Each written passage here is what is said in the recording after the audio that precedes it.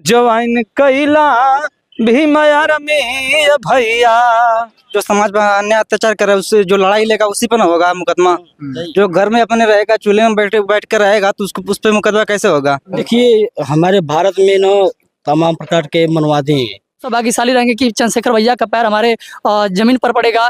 तो धन्यवाद। जय भीम जय संविधान। इस वक्त हमारी मौजूदगी मऊ जनपद में। मऊ जनपद में आपको बता दें कि हरपुर गांव में आज एक भीम आर्मी के तत्वाधान में एक कार्यक्रम रखा गया था और मिशन के सिंगर बड़े ही होनहार सिंगर हैं मुद्रिका लाल गौतम जी। यहाँ पर इन्होंने मंच को साझा किया। स्वागत है। बहुत बहुत धन्यवाद। आपके जो चैनल से जितने दर्शक हैं आप सबको सादर जय भीम जय भारत नमो बुद्धाय। सर आज किस तरह का कार्यक्रम था, कुछ बताएंगे? ये भीम आर्मी एकता विचारधारा मिशन था जो बहुजन समाज के तहत था। एक कार्यक्रम सर्व समाज का एक कार्यक्रम था और उसी में हम भाग ले रहे थे। अपने सर्व समाज के लोगों को जगाने का काम करते हैं।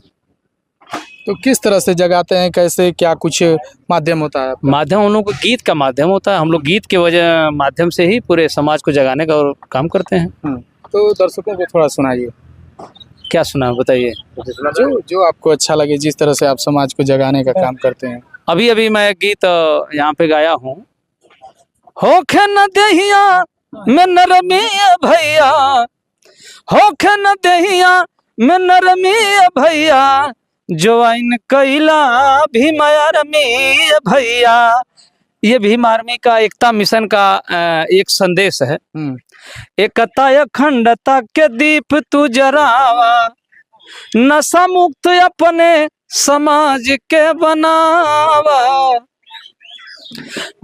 नशा मुक्त अपने समाज के बनावा। बतिया में कोई कहना जय भर में भैया, ज्वाइन कैला भीमया रमी भैया। इस गीत के माध्यम से अपने लोगों को जगाने का काम कर रहा था। तो आखिर भीम आर्मी से क्यों जुड़ने को लोगों से कह रहे हैं? ये मेरा एक संगठन है। ये भीम आर्मी पार्टी नहीं है। ये एक संदेश है। ये जितने युवा हमारे भाई हैं, ये जितने हमारे दुराचार अत्याचार करने वाले लोग हैं, उनको ये सबक सिखाने वाली ये भीम आर्मी एक संगठन मिशन है। क्या कुछ कहेंगे? जिस तरह से ग्वालियर में महापंचायत बुलाया गया है, बाबा साहब की प्रतिमा का जिस तरह से हाई कोर्ट ने आदेश दे दिया कि लगाया जाए, फिर भी उसका विरोध किया जा रहा है, लोग विरोध कर रहे हैं, क्या कुछ कहेंगे? हम तो यही कहेंगे जो हमारे जो चंद्रशेखर भाई हैं और उनके हम विचारधारा पर चलने वाले हैं। और जो ग्वालियर में जो बाबा साहब की मूर्ति लगी थी वहाँ भी उनको लगना चाहिए। इसके लिए चाहे हमको जो भी बड़ा से बड़ा आंदोलन करना पड़े हम लोग करेंगे। आज हमारे बड़े भाई चंद्रशेखर आजाद जी वहाँ पे ग्वालियर में जो कि मतलब कि जनसम्मेलन किए थे वहाँ पे, अब देखते हैं क्या परिणाम होता है उससे। तो आखिर क्यों ये महापुरुषों का, जिस तरह से महापुरुष ने देश का इतना बड़ा संविधान लिखा है, जिसकी बदौलत आज ये पूरा देश चल रहा है, आखिर लोग क्यों विरोध करते हैं? कुछ देखिए हमारे भारत में ना तमाम प्रकार के मनवादी हैं, क्योंकि बाबा साहब के संविधान को मानते हैं, चलते हैं, पर बाबा साहब की फोटो को, उन स्टेचू को नहीं मानते हैं। ठीक है, तो कहीं कहीं हमारे जैसे कि नहीं होता है दलित पिछड़ेवासी, इससे हम कहेंगे बहुत प्रभाव पड़ता है कि आगे समाज में जैसे कि नहीं होता है कि भेदभाव, उसी मतलब कि हम लोग के ये अच्छो करते हैं हम लोग। चलिए ठीक है, क्या कुछ कहेंगे आप भी? आज किस तरह का कार्यक्रम था? हम लोग कार्यक्रम, हमारा घर तो यहीं पे हरपुर है। हम लोग अपने माध्यम से कार्यक्रम करवाए हैं और कार्यक्रम का अच्छा संदेश जाएगा। क्या समाज को क्या कुछ संदेश देना चाहिए? लोग जो सुने हैं, समझे हैं, जो देख जी ने बोले हैं उसको लोग समझेंगे, उसे फॉलो करेंगे, उस विचार पे लोग चलेंगे तो अच्छा संदेश निकलेगा, समाज को आएगा।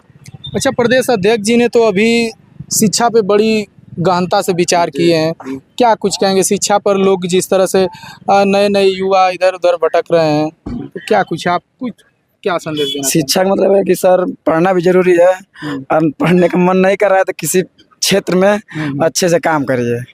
या कोई काम आपके हो, कहने का मतलब ये है कि कोई भी कार्य कीजिए हाँ, मन से कीजिए। मन से कीजिए। या राजनीति हो या कोई भी काम करना हो उसमें अच्छे ढंग से कीजिए कि उसमें आप आगे बढ़िए।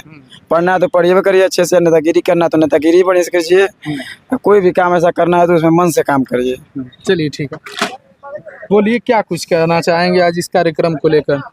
इस कार्यक्रम को लेकर कुलदीप हमारे बीच कुलदीप भार्गव जी आए थे मुख्य अतिथि के तौर पे। तो उन्होंने समाज के एकजुट करने के लिए और हमारे यहाँ हर तरह के हमारे समाज में जो बच्चे पढ़ नहीं रहे हैं उनके पढ़ाई के विषय में अच्छे तरह से विस्तार से बताए हैं वो। तो कहीं ना कहीं अधिकतर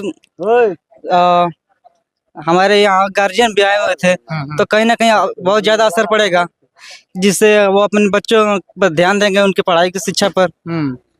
अच्छा, अगर देखा जाए लोग कहते हैं, जो विपक्षी लोग कहते हैं कि भीम आर्मी में या आज़ाद समाज पार्टी में लोग जुड़ते हैं तो उन पर मुकदमा होता है, तो आप लोग क्यों जुड़े हैं भीम आर्मी से? हम ये कह रहे हैं कि जो समाज के लिए निकलेगा, जो समाज के लिए आगे बढ़ेगा, जो समाज के लिए और जो समाज पर अन्याय अत्याचार करे उससे जो लड़ाई लेगा उसी पर ना होगा मुकदमा। जो घर में अपने रहेगा, चूल्हे में बैठ कर रहेगा तो उसको उस पर मुकदमा कैसे होगा? जो समाज के लिए संघर्ष करेगा वो लड़ेगा, उसी पे मुकदमा होगा ना। तो यानी कि जो राह आप लोग चुने हैं ये सही है? ये राह सही इसीलिए हम चुने हैं ना। ये राह हमको सही लगा इसीलिए हम चुने हैं इस राह को। चलिए ठीक है, आप भी कुछ बोलेंगे? जी, बोलिए।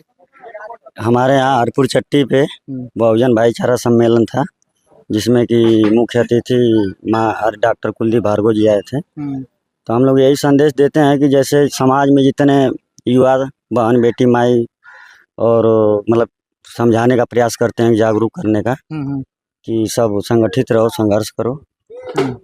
चलिए आइए, थोड़ा आप आगे आइए, लेके आइए फोटो। आप अगर देखा जाए तो बाबा साहब का ये चंद्रशेखर आजाद जी जो नगीना सांसद हैं, उनकी फोटो को ये लोग लिए हुए हैं। आखिर चंद्रशेखर जी से इतना प्यार क्यों है? जिस तरह से महापुरुषों का फोटो लोग लगाते हैं कहीं ना कहीं घरों पर, आप लोग हाथ में लिए फिर रहे हैं। ऐसा है कि हमारे बड़े भैया जो उनको हम लोग ज्यादा दिन से मानते हैं क्योंकि वो लोग अच्छे काम करते हैं, इसलिए। और तो बहुत लोग हैं जो समाज को जगाने का कार्य कर रहे हैं, ये चंद्रशेखर से इतना प्यार क्यों?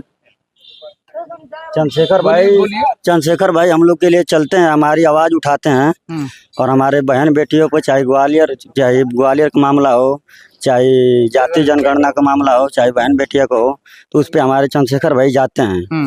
इसीलिए हम उनको फॉलो करते हैं और उनका हम छोटे से सिपाही हैं। चलिए ठीक है, कुछ बोलेंगे आप भी? नहीं, देखिए सबसे पहले तो जितने भाई हमारे बोले हैं, और मैं अपने स्वर में कुछ ये कहना चाहता हूँ कि सबसे पहले राजनीति से पहले आप लोग सभी लोग सबसे पहले शिक्षित बनने का काम करें, और सिपाही का काम तभी होगा जब आपको जानकारी होगी। सबसे पहले आपको शिक्षा की जरूरत है। BA, BSc, MSc, BEd, NEET qualification, IIT, MBBS, engineer, IIT या यूपीएससी की तैयारी लोग करते हैं। सबसे पहले हम अपने छोटे नौजवान से यही कहना चाहेंगे कि सबसे पहले आप राजनीति को छोड़ते हुए सबसे पहले शिक्षित बनने का काम करें। यह मेरी मानवता और मानसिकता है। चलिए ठीक है, वकील साहब हैं, इनसे भी हम बात करेंगे। क्या कहेंगे वकील साहब, आज आए हैं इस कार्यक्रम में? मुझे काफ़ी अच्छा लगा है, जो कि मैं अपने समाज को मैं देखा हूँ कि युवाओं की सोच को लेकर के हमारे जो चंद्रशेखर भैया हैं, काफ़ी अच्छा लगता है। भैया को मैं देख करके प्रेरित होता हूँ कि हमारे इस बहुजन समाज पार्टी में, जो कि हमारे एक बहन कुमारी में आती थी, जो कि हमारे समाज को जगाने का काम की, और बाबा साहब थे, बाबा साहब के बाद माननीय कांसीराम जी आए और बहन कुमारी में आवती जी आए।